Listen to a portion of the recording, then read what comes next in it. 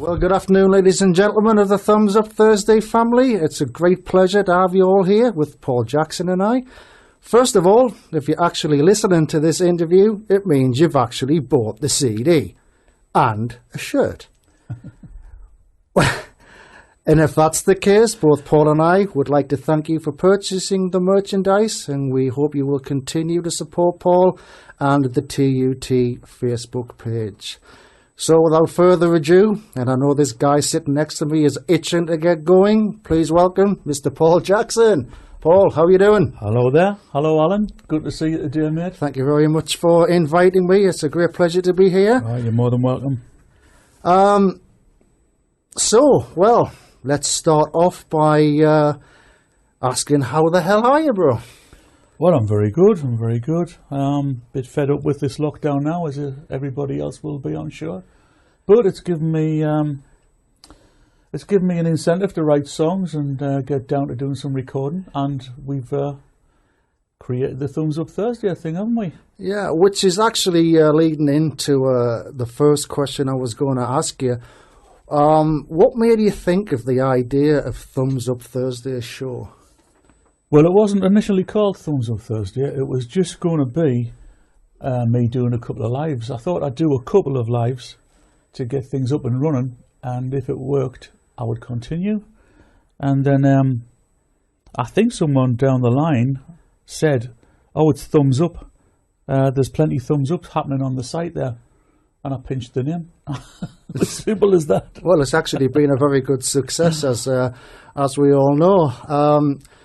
So basically, Paul, the idea of the interview, which we're conducting tonight, is around your musical career. Obviously, you've been in a few bands. Some of us will know about. Then again, some of us may not know about. Yeah. I'd also like to talk about the song selection, or a few of the songs of the selections of the fan CD that we've just released. I know behind each track there's a great story. So, was the idea of releasing the fan CD based on the same idea of the Thumbs Up Thursday show? It was, and I've been going to release a single or an album for a couple of years, and just obviously with gigging and touring around, with doing different venues and festivals and things, never really had the time. I've got all the songs ready, and I thought, it was your idea initially, wasn't it? Nope. It was. It was your idea to get some songs out there to the public, which is a good idea because, as I said, I already wanted to do that. And I think you took some convincing me into releasing the live stuff, because I think releasing live songs is a little bit scary. But I think it's going to be a good album, a good triple album. I'm saying triple at the moment. It could actually be a 4 CD, depending on how long this interview is. Yeah. Let's keep it to 3. But so I'm looking forward to hearing the finished thing when we've got it all together. I know there's some great songs on there, and it's going to span my lifetime of music, really, in rock music, pop music and country music. All of them which have took me on incredible journeys around the world. Exactly.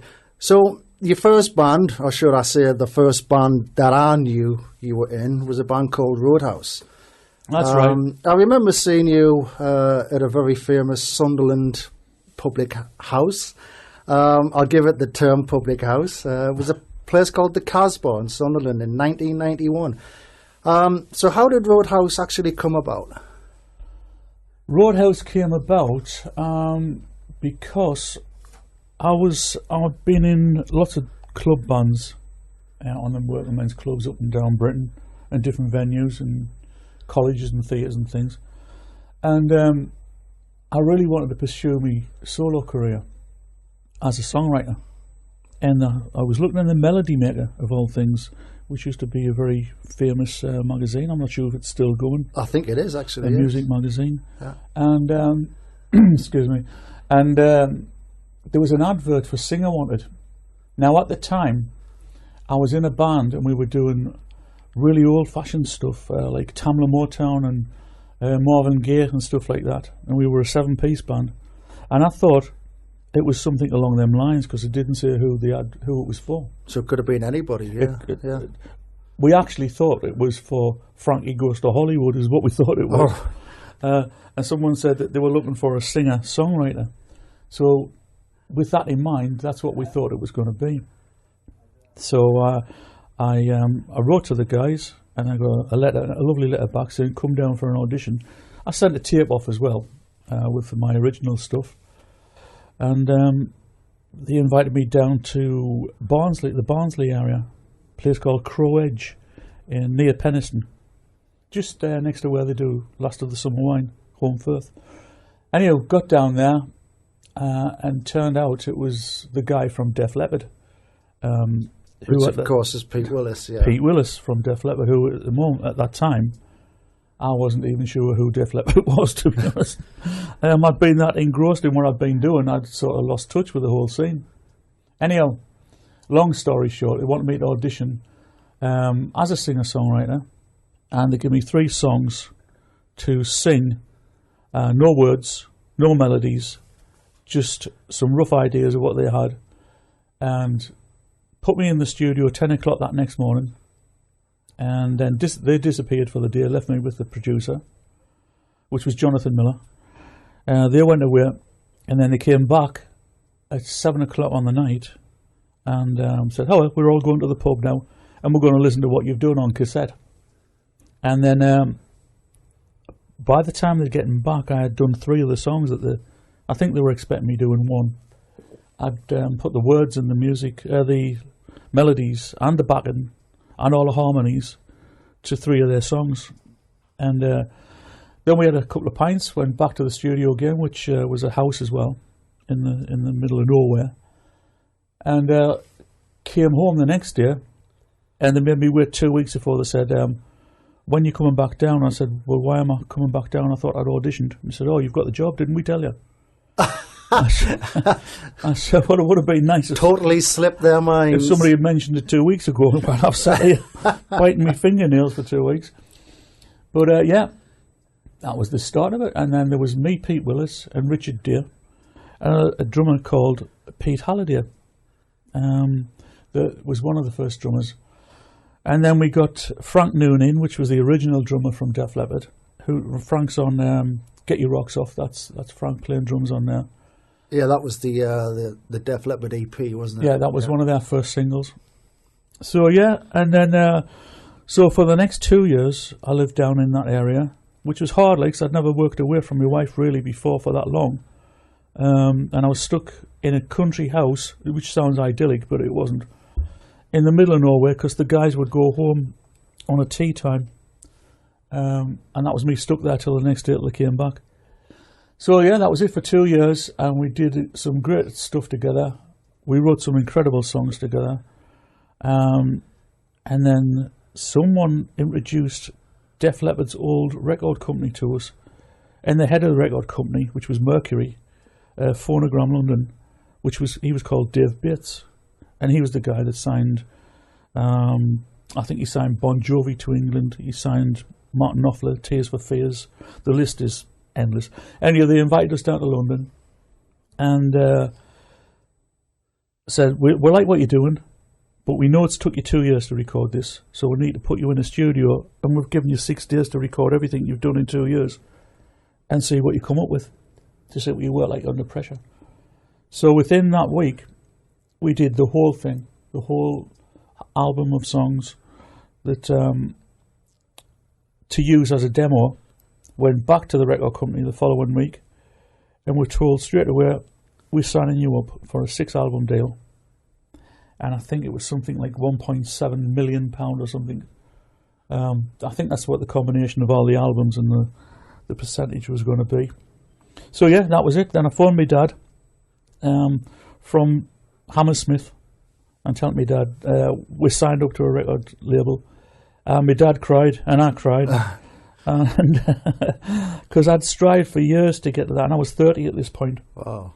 So yeah, and then I came home, and that was the start of the Roadhouse thing. We were called East West at the time, right?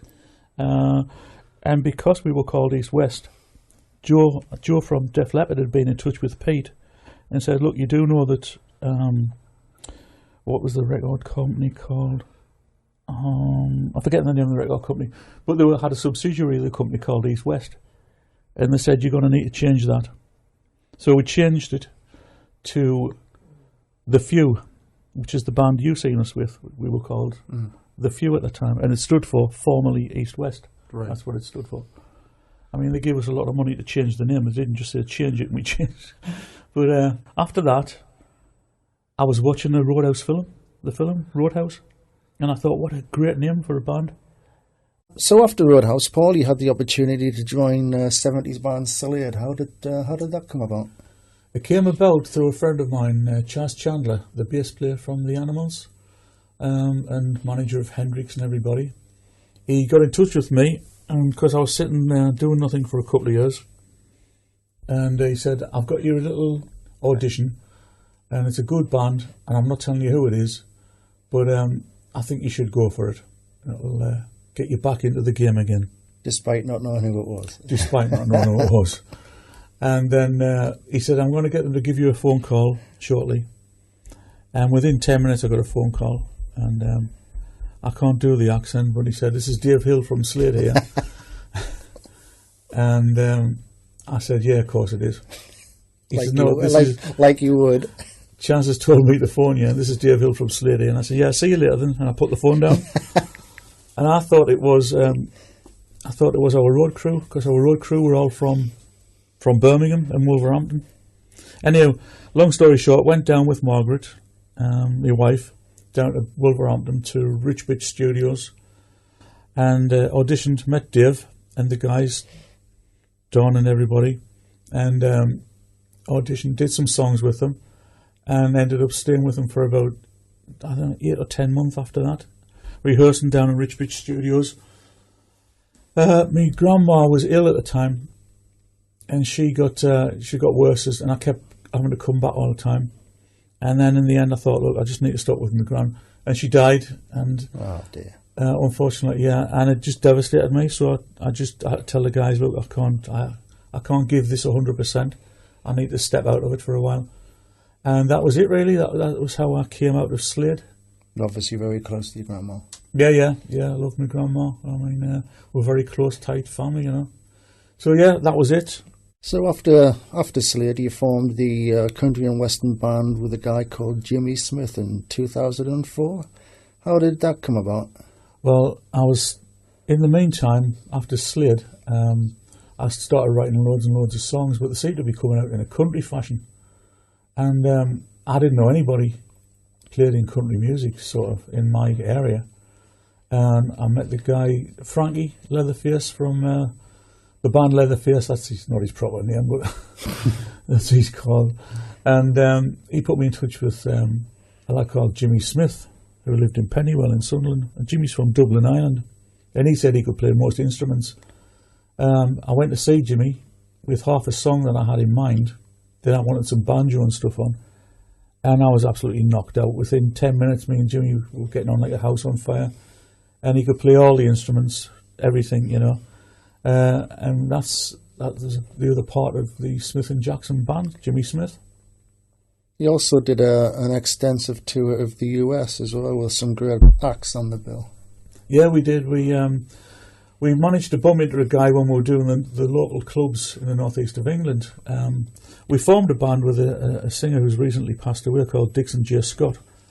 And just because Dixon was a really good country artist, and we wanted to get onto the country circuit, and Dixon said, yes, I'll help you as much as I can.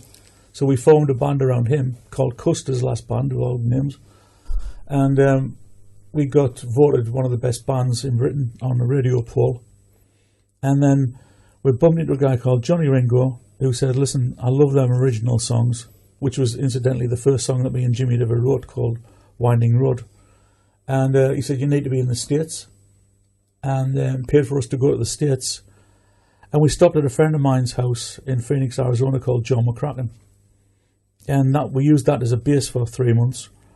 Came back to England, met a guy from Nashville called John Berry, who was on tour over here. And he said, if you're ever in the States, give me a shout. So when we went back to the States, we found out he was playing in the same town as where we were living, which was Tempe, Arizona. And he introduced us after the show to a lot of radio stations because we couldn't get any gigs anywhere. Did you feel it strange coming out of a rock band to go straight into a country band, or have you always had country music in your soul? There'd been a transformation in the last 3 or 4 years of being from Roadhouse to Slade, and then started writing in a country style. I'd always written in that style. If you listen to Hell Can Wait on the Roadhouse album, it's got a sort of a country feel to it, with the big guitars and everything. And I wanted to write more stuff like that, but then I started listening to CMTV, which was pretty new to Britain at the time, and I seen a guy on there called Marty Stewart, and he just blew me away. And then Garth Brooks, and when we were in the States, we got to see a couple of these artists, and I thought, this is definitely, I want to go in this direction. I love this type of music. Yeah, so on returning back to England, we'd been in touch while we were in the States with a guy called Sean Delaney. And now Sean Delaney is called the Fifth Kiss because he managed Kiss. So we released an album on the RGF label called Rivertown, and it did all right. And then Sean took it back to America with him after he'd been talking to Gene Simmons from Kiss with a possible look at a tour, and unfortunately passed away. Oh. So that curtailed our activities with the album for a while, and then unfortunately the band split and went our different ways. I'm still in touch with the guys and still love them to death, and I still work with Jimmy Smith in different bands. We've got a band called The Suspects. I still work with him with that. Bill O'Coin, who was Sean's business partner in the States from the Bill O'Coin Globe Music Group, got in touch with me and said, you need to be in America with some of your original songs, and flew me to Nashville. And then I met a guy called Costas. That's who he took me out there to meet. And Costas Riders is one of the biggest country songwriters. And I had a little bit of success on the internet with that. And then I started looking around to see what the options were from there. You also teamed up with another singing sensation from Scotland called Liz Clark. What's the story behind that, Paul? Well, after I'd released one of my songs, I got in touch with a girl called Liz Clark, which I had seen on the internet. We got talking on Messenger, and I loved her voice, and seemed a really nice person, you know, and she was doing really well. And I thought she lived in America. I didn't know she was from Scotland. And then I suggested that we write something together, and we did a couple of songs together. The first one we put out as a single, it was Let's Make Love. It was a cover version, and fortunately it went to #1 in the UK countrymusic.com charts, and it was #1 for 14 weeks. So from there we released another single, which was one of my original songs. It also went to #1, and then we did another one called If You Want It, which is another one of my songs, and it went to #1, and that was #1 for another 15 weeks again. So and then we decided we needed to form a band, so that's how the Rock and Rodeo band came back into form. So back to the fan CD, Paul. CD1 has got 18 original tracks written and performed by you whilst being with Jimmy Smith. Yeah. The first track opens up with Maybe That's the Way I Am, one of my favourite songs. What's the story behind that track, Paul? The story is we did a lot of writing in Jimmy's shed back up in Pennywell there. And that was one of the first things we were writing. That's one of the first things we put together. And it was Jimmy's idea. He came up with that because Jimmy's a great piano player. And he came up with that. It was just a little messing around on the piano. And he had the first line of it. I can hear no angels sing. That was the first thing he came up with. And then it was about a friend of ours who's, and it's not as romantic as the song sounds. He's just so set in his ways. He will never change for anything. He's an old pit man, and he doesn't believe in anything, you know. And we sort of put a different approach to it, a different edge to it. So as unromantic as it sounds, that's basically what it's about. It's about someone who won't change his ways and is just stuck like that for the rest of his life. We're quite contented in his little world and his little bubble that he lives in. And track 2, we have a song called Open Road. Now this, to me, has a real country feel to it. What's the story of that one? This is something that, this is pre the Rivertown album, and I'd bought myself a banjo, and I was messing about trying to learn the banjo. And the opening riff on that song is the first riff that I learnt on the banjo. Oh. And we were thinking about different ideas, you know, about being in the States and stuff, and just the open roads that we used to travel around the Phoenix area. That's basically what that's about. Track 3 is a song called Bubba. Now, to me, this has got a real outdoor country feel. I get the sense that Bubba was like some kind of hillbilly making illegal moonshine. Would I be right in saying that? He was absolutely nailed that. That's exactly what it was. Was he actually based on a real person, do you think? It was. It was based on a guy that Sean Delaney, our ex-manager, used to know, and lived in the Ozark Mountains. When Sean was living out there, Sean went a bit feral for a while after he left Kiss. He was worth a fortune, but he just decided he was going to disappear into the mountains and do nothing for a while. And he lived up there in a caravan. What do they call them? Motorhomes, don't they? And every now and again, in the woods where they were living, there would be a sound of a big bell, and the bell would chime, and it would be Bubba and the Bubba family. And they'd got the latest batch of moonshine. And Bubba was a big guy. He was a 27-stone guy, a man mountain, very, very tall, and a bit of a beast, like a very scary person. And if he said it was time to come drink the moonshine, everybody went and drank the moonshine. Didn't have a choice. Basically. And he would get drunk, and then they would all go into town and down to Hooters, the topless bar down in the town. And he would always proceed to end up in a fight in a car park. And so the police wouldn't arrest him on that night. They would always leave it till he'd had a sleep, go to his motorhome in the morning, and then surround it with police. And then arrest him that way on. And that was always the way it went. And so Sean had that idea, and he came to England with the idea. And we put that together into a song. We did some verses, and Sean did some verses. And I'm glad to say, before he passed away, he heard that song, and he loved the song. So that's the story of Bubba. It's incredible. When the Leaves Turn Brown, that's another song that has a real country feel to it. That was a deliberate attempt to write a country song, and embody everything that the country tradition holds, like the farm, the children living and growing up on the farm and being educated by a father who was living alone. The mother had passed away. We just tried to embody everything in that one song to make it into a real country song, and it was a deliberate attempt at seeing how we could craft a country song. Okay. Something totally different here, Until You Fall in Love. Well, what can I say on a personal point? This is one of my ultimate favourite songs that I've ever heard you do. It's not really a country song, it's more of a soft rock ballad. I can imagine the likes of Phil Collins doing this live on stage, sitting behind a piano. So what's the idea to that one? That came about when me and Jimmy were in the studio. Again, Jimmy is a great keyboard player, and he was just messing about, going round and round this circle of minor chords. And I loved what he was doing with it. And I put a few words to it. And then Jimmy came up with a verse. And within 20 minutes, 30 minutes, we had this bones of a song. So we said, look, we need to record this.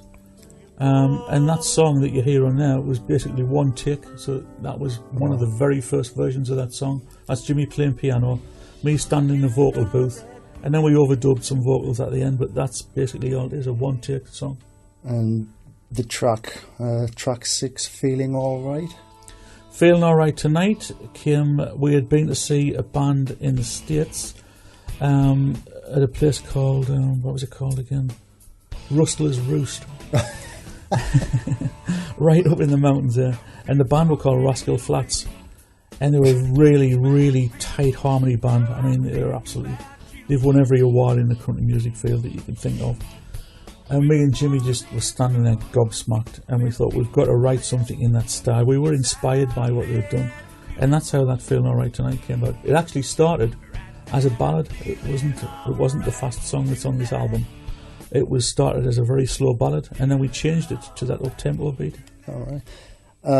Love's Embrace, the ultimate Hollywood movie boy meets girl song. Is that a fair comment? It is. I had the original idea for this, and it was reminding us back to the Roadhouse days, and I was using the big power chords, and then Jimmy came in with some really nice guitar stuff, and I thought, we need to turn this into a country song, and that was another deliberate attempt to write a good power ballad, not earmarked as a country song, but just earmarked as a good song and something we enjoy playing, and that's how that came about. Track 8, What Can I Do? This song takes us back onto the country trail. What's the story about this one? Another song there, written originally by Sean Delaney. Sean came up with the idea of this. He had part-written this whilst living in his hometown, which was up in Salt Lake City there. He lived just off Trafalgar in Salt Lake City. And that's where we met him, incidentally, when we were on tour up there. And he had this song, and he had sort of had a verse and a chorus, or half a chorus, and he came to England with it. And me and Jim sat round with him for a couple of hours, and we cobbled this one together. And I think that the lyrics are very intelligent, and it's a very deep insight into someone's personal feelings of lying there watching someone asleep and wondering, is that person thinking about me, or knowing that person might not be thinking about that person, and I see, yeah. Now, Rivertown. If I was a gambling man, and I'm not, I'm pleased to say, I would put money on this song, and I would say this is about your hometown. Would I be correct, Dan? Nailed it again, my friend. 10 out of 10. So you should have put a gambling bet on that one. Yeah, this is about Sunderland, but I couldn't, Sunderland doesn't fit very nicely into a lyric. So I called it Rivertown because I was born, within spitting distance of the river and the shipyards. And it's about that. That's what it's about. It's about when I was growing up as a young boy, and I remember seeing all the lights in the sky from the town, because I could see the city centre from where I was and the river, so I was really close. And thinking one day I'm going to have a look round there. And then as a teenager, going down to the beach and seeing everyone drinking down by the beach and stuff and having fun. And that's really what it's about. And it's my idyllic version of Sunderland is what it is. Well, hello. You've reached Sean Delaney, but I'm not around. So please leave me your name, your telephone number, the time you called, and I'll get back to you just as soon as I can. Yahoo! Now, the ballad of Sean Delaney, the title speaks for itself. I know this song is very personal to you as well as upsetting, but would you be able to share your thoughts with us on this song? Yeah, Sean, when he came to England, it's a long story. He came to England, he said, I will fly to England and I'll come and manage you when I get there. I'll come and stop at your house for the weekend. I said, that's not a problem. You can stop at my house anytime you want. So he flew to England, phoned me up on the Friday night, and he said, look, I'm in England. Can you pick me up at the airport? I said, not a problem. I'm like half an hour from Newcastle Airport. He said, I'm in Gatwick. so that's another 5 hours. So anyhow, long story short, I went, picked him up in London, brought him to my house for the weekend, supposedly, where he remained to stay for the next 6 months. And he became, next to me dad, he was the closest, most influential person I've ever met, and he had so much faith in me, it was just unbelievable, and the band, of course. And as I say, we did the album, and he was so excited to take this album back to the States. I could just see him we took him to the airport and put him on the plane, and I just see how excited he was. And then he phoned us when he got to Flagstaff, which where he was living in America, and said that things were going really, really well. He had made lots of lines into different things to get us on different tours and things, and there was a lot of interest in the album. And the next report I got was from someone at the hospital saying that Sean had a stroke. Oh, dear. And then the next thing after that was a week later, Sean tried to cobble together a letter, which I still have, an email, saying that he'd had a stroke and he wasn't very well. But he just trusted him, he will get better. And then 2 days after he died, that's how bad that was. And we were doing a gig in Sunderland that Sean had set up for us. we were the resident band there. And on the night that we got the news that he had passed away, and I was just devastated. I mean, the whole band were totally devastated. He was like our leading light, you know, and he was the way forward. After all the years of struggling, he had so much faith in the band and confidence that we were going to get there. And then he had passed away. And so the week after, he had left a bottle of Jack Daniels, which I'd never even drank, ever. I didn't drink spirits at all. And it was in my little room where I recorded at home, and me and Sean had put together. And I just sat down with this bottle of Jack Daniels and tried to pour out the feelings that I had about this amazing human being that is Sean Delaney. So that's how that came about. Well, I appreciate it. And it's a true story that's in there. We met him in Salt Lake City, and the rest is history. I appreciate you sharing that with us all. Oh, you're welcome.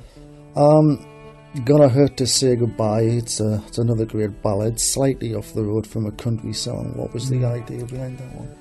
That was put together on the guitar that I wrote Hell Can Wait with on the Roadhouse album. I've written some good songs on that guitar. Well, that was my first royalty check off the phone. And that was put together about 2 weeks before we knew we were going to the States for a year, because it was going to be a long time, because we were rehearsing for a month. And then there was extensive touring and albums recording and interviews, and we did the TV and radio tour across the States. And I knew we were going to be a long time away. And it was just hurting. My kids were young, and I was leaving my wife and my children to go to the States on an unplanned and no idea what was going to happen. No, not unplanned, but had no idea the way the road was going to take us on this journey. So the first verse was written in England, and the second verse was written with me and my drummer Steve Palicia. Steve's from Pennsylvania, and he lives in Gilbert, Arizona. He's the drummer when we play in the States. And the second verse was written between us in El Paso, when we were down in El Paso. We were on tour. Now, the next song, I'm so happy to hear the original version of this, because I know it's a very popular choice, requested a lot on Thumbs Up Thursdays. The song, of course, is Freight Train. What was the influence behind Freight Train? Freight Train was, again, on that very same guitar, my Takamine. I had been in, it was when I was with Roadhouse, and we had a break for about a month. And so I came home to get some sanity back after all the touring. We were on tour for 2 years across Britain and Europe. And so I'd been to a pub in Sunderland, actually a club, a workmen's club, the Downhill Workmen's Club in Sunderland. Yes. Where men are men and so are the women. It's a rough old joint. And as my dad said, you go in for a laugh and come out in stitches. But so I'd been in there for the night. I had a right skinful, managed to walk home, stumble home, picked up the guitar when I got in, and I had a tiny, tiny little tape recorder, and sat down with the tape recorder, and that was it. I knocked that together in about 20 minutes or so. Took it down to London when I went back with the band, and it was ended up as a B-side of one of the singles. Well, I'm actually going for 3 out of 3 here. I know there has to be a good story about this next song. And the song, of course, is called Just Another Cowboy Song. Right, that was written with all of the band together in Phoenix, Arizona. We were sitting round, and it sounds like the life of a rock star, but it basically wasn't. We had a place in America, which was John McCratten's house, and that was in Tempe, Arizona. It had a beautiful swimming pool on the back of it. We had a studio built onto the back of there as well when we were living out. And our families would come out and stop with us while we were on tour as well.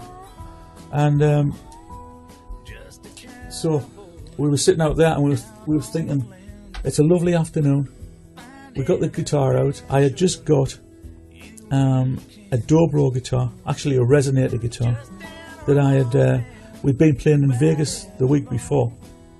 And I'd won $2,000 on a craps table. Don't ask us how, because I'd never played the game in my life. We started off with $25 and ended up with $2,000. just me and John McCracken. So I bought this resonator guitar, and I was just learning to play a slide on it, and I came up with that little riff. And me and my drummer, which is called the Chicken Man, he's Steve Palachi. I'm not even going to tell you why he's called the Chicken Man, it's too rude. But so we wrote that together, and it was recorded in the Recording Conservatory in Phoenix with a friend of ours called Brady Wilkes. And Brady was a student engineer in there, and this was used as one of his assignments. Now, when we were told we had the permission to record there, they said, look, we know you're a touring band and you're going to try and bring alcohol onto the campus. It isn't allowed. So we were devastated, knowing we're going to be in there all night. We couldn't bring alcohol, so we brought bottles and stuff, and the record, you can hear it sounds like we're in a bar. That's loads of empty bottles getting chinked around to sound like we're in a bar. And there was that many students and people in the studio when we were recording it, because it went on all night. It was a sort of an illegal recording, and it was real fun. And that whole setup there was us live, sitting around a mic with all the engineers and the students clapping. If you can hear them all shouting and blowing on whistles at the end, it was just an absolute fun time. And so Brady used that as a project to submit for his degree. Well, I knew there was a story, but I would never have said anything like that. Yeah, it was absolutely brilliant. We're still in touch, and he's still good friends of ours. Another great song on the album has a kind of Eagles, Bellamy Brothers sound thrown in for good measure. The song is called You're the One. What's the story behind that, Paul? No, the same sort of thing. I was harking back to the Roadhouse days. I wrote a song with Roadhouse, with Frank Noon, the drummer from Roadhouse, called More Than I Want, and it was sort of a throwback to that, using the same sort of structure. It was basically a fun song. That's how that started off, using those very same type of chords. Would I be right in saying the next track, Leave This Town, would also be another influence on your upbringing? That's exactly what it was, yeah. It was. Hey, I'm quite good at this, You're getting too good, you could do this for a living. So, it was about my life growing up in Millfield, and everyone's saying, look, you'll never make it round here. If you want to make it as a musician, you need to get out of the area. Which was a really strange thing for them to say, saying as the only way you could make a living was playing the workmen's clubs that were in our area. But I'd set my sights on something a lot higher than that. I wanted to be a touring musician, I wanted to be a signed artist, and I wanted to just write songs and tour, which I've been fortunate enough to do all of my life, mostly. And that's basically what the song's about. It's about waking up and making a move, a conscious move to get out of the circumstances in the town that you're in. And it hurts to move away, as it is, the song says, hurts to say goodbye. And that was the start of me pursuing a career in music away from my hometown. Now we've got a song called Fussing and Fighting. This track to me has line dancing written all over it. Am I correct in saying that? A deliberate attempt to do so, yeah. Listening to Toby Keith a lot at the time when we done that. And and I don't know, Garth Brooks we were listening to a lot at the time. We wanted to write something with the big power chords in, about motorbikes, because we all love motorbikes. And yeah, the American way of life, which we had tasted at that point and wanted more of, and that's what the song's about. It's about a guy working on his motorbike, not realising that he'd already told the wife he was going out on a Saturday night, which happens. He's still working on the motorbike, she's all dressed up and ready to go out and not happy at all. So that's where that goes. And the song Winding Road, it's another great original track, to me with a touch of Eagles Hotel California in the distance. Right, well, I'd never noticed that part in the song before, that sort of reference, but that was the very first song that brought me and Jimmy Smith together. I had a part of that song, Jimmy had a part of that song, we put the two parts together, which were verse and chorus. So that was the first part of that. That's what brought Johnny Ringo to our attention, and us to his. And also what brought Sean Delaney to our attention, because Sean loved that song. And if you listen to the very end of that song, it goes up into another step. That's the part that Sean put in. Now, track 18, which is the final track, it's actually come at a pretty good time because it's called Cold Wind, and as we're sitting here doing this interview, it's absolutely blizzarding down. Yep. I get the feeling this track was also written about your childhood. Could I be? Yeah, following I that? mean, I think everybody references back to, you know, what they knew, and I mean, what do you know better than your childhood, you know? And it was about an adolescent young man, which was me, obnoxious little wherever I was. I had been a decent chap most of my life, but it was this thing about squaring up to my dad for the very first time, you know, and the thing I wished I had never done, because I upset my dad that night, and as a young boy mouthing off, and then I thought, I need to get out of the house. So we had a path at the end of the street, so I went out the park. I said, right, that's it, I'm leaving. I got as far as the park, which is probably 30 yards from the house, sat there till it got dark, got scared, and went back home with my tail between my legs, feeling very sorry for myself, and then sort of sneaked up the stairs to the bedrooms. But I'm sure I heard my mummy cry, my mum. I'm sure she was crying at the time. So, yeah, felt very humble, and that stayed with me for a lot of years, the hurt that I had caused through being obnoxious, an obnoxious teenager is where I was. And so that's what the song was about. Right, Paul, I asked the fans to contribute some questions to you. Would you be okay with answering a few of the best that we've picked out? If it's legally well, okay. I have done my best to scrutinise I'll try and these. keep it clean. The first question comes from somebody called Jan. All right. How did Paul find the crossover from rock to country music, and what is his preference? Well, as I answered a little bit earlier on there wasn't really, to me, it wasn't much of a transformation. As a kid, growing up listening to my mum and dad used to listen to Johnny Cash and people like that. Also, I grew up living on the adjoining wall of a bar. So the jukebox was on my bedroom, against the bedroom wall on the other side of in the bar. And they used to play country music in there a lot. So I knew what it was about. I just never had wanted to. As a kid, I wanted to be rebellious. I wanted to do rock music. I wanted to play stuff like Deep Purple, Led Zeppelin, Free, Bad Company. You know, so that's the way I went, and that's what was acceptable on the clubs at the time. And getting into country music was a bit of a revelation for us, but an easy transition, really. It wasn't a difficult thing to do. So there was no big barrier for me, to be honest. Now the next question comes from a girl called Nicola. What is Paul's songwriting process? Lyrics first or melody? And do you write your own or collaborate with others? Well, Nicola, I think that's more than one question. Well, hi, Nicola.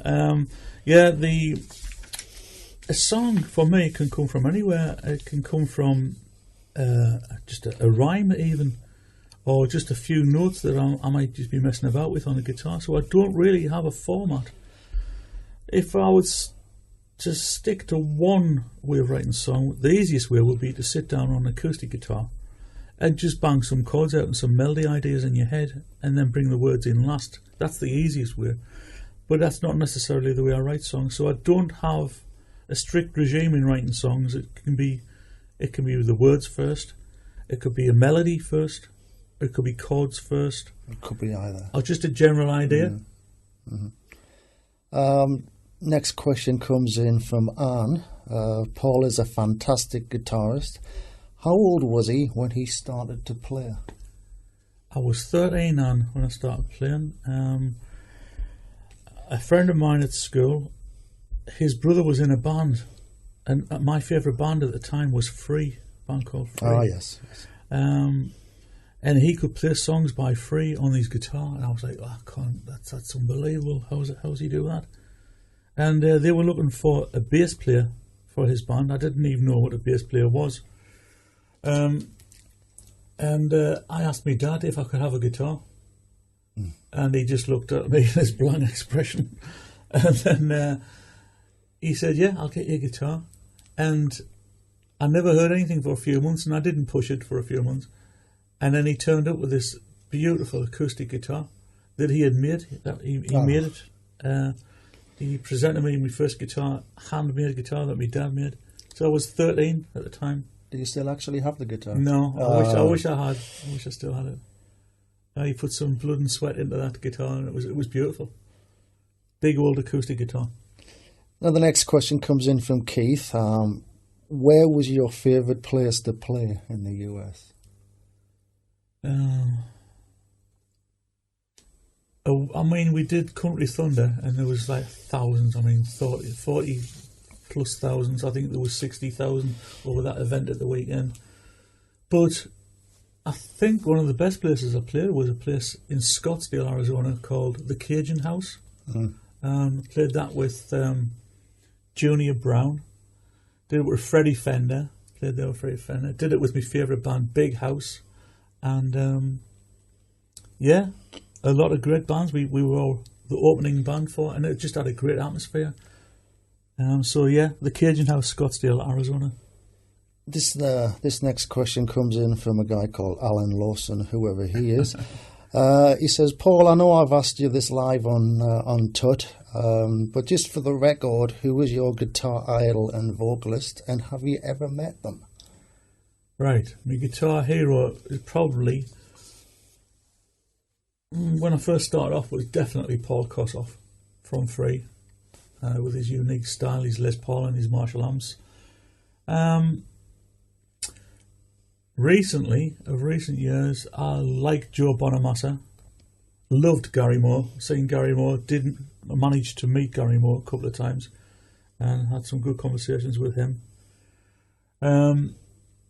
So recently Joe Bonamassa, but initially Paul Kossoff from Free. Now, Susan asks a similar question.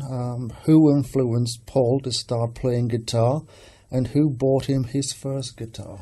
Again, Paul Kossoff was my first influence. My dad made my first guitar for me, which was an acoustic. And then one Christmas, the following Christmas, I think I was 14 years old, I woke up at the Christmas morning, and there you go, at the bottom of the bed was an electric guitar and a little amplifier that Mum and Dad had bought me from Woolworths. A Wolves Top 20. Oh, it was something like that. It was a Zenta guitar. And I just recently looked on eBay, and they're going for like hundreds of quid. I think she paid £24 for it at the time. I actually like this next question. It's a question from Anne, and I can't wait to hear the answer to this one. What's the one thing you'd change if you could go back in time? Definitely some career decisions. Yeah, I started off my early days as a young boy trying to be an athlete. I wanted to be an athlete. I wanted to be a runner, and I ran long distance for the school, and I boxed while I was at school, and then after school, then I went to art school. Loved art. One of the decisions I definitely would make would be careful who you trust in the music industry, because I have had my fingers burned quite a number of times through bad choices and trusting in the wrong people. So I haven't really got any regrets in my life other than just musical regrets by trusting the wrong people. Right. Next question comes in from Val. You play a lot of Roadhouse songs, the videos on the actual Tut show. Would you ever consider playing any Roadhouse live, acoustic or electric? Right, well, I do the Freight Train, which is a Roadhouse song, and I do that acoustic.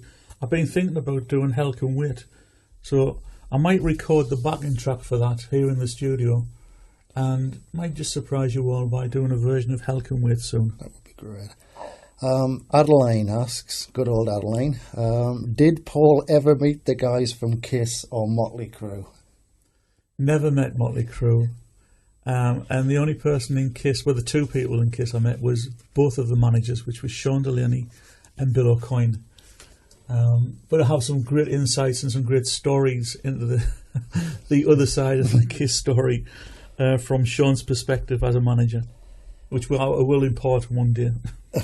Do we have to have a certificate 18 on this? Yeah. And a letter from your mum and dad. Alison asks, how did Paul get into the music business? Did he follow in his dad's footsteps, or did he look up to his idol as a young lad? My dad played piano as a young boy, but never followed it, so I never got to see Dad play piano ever. Obviously we couldn't even afford a piano when we were young, so I didn't actually follow in Dad's footsteps. My idols, as I said, were the bands called Free, Led Zeppelin, people like that. So yeah, I looked up to them and aspired to be like them one day. And the final question to end this interview session, Alison asks, you have many guitars. Obviously, I can see that from where I'm sitting. Which one was the first you ever bought, and what's your absolute favourite to play? I've still got the guitar, my first proper guitar, that when my dad realised I was serious at being a musician, he bought me a Gibson SG, which is a 1972 Gibson SG. That's the year that I left school. I was 15 years old. So yeah, I've still got that, and I absolutely adore that guitar. Well, Paul, that concludes this awesome interview. There's only one thing left for me to say now is thank you very much for your hospitality and allowing me the honour to do this. It's been an absolute pleasure on my half. Would you like to say anything to the fans before we end the show? I'd just like to thank everybody for making the Thumbs Up Thursday online Facebook Live a massive success for me. And everybody that's bought this album, I hope you really enjoy it. And if there's anything you need to know, please pick up your phones and text me or email me. And I'm more than happy to answer any of your questions. And I hope to see you each week on Thumbs Up Thursday. Thanks again, Paul. Thank you.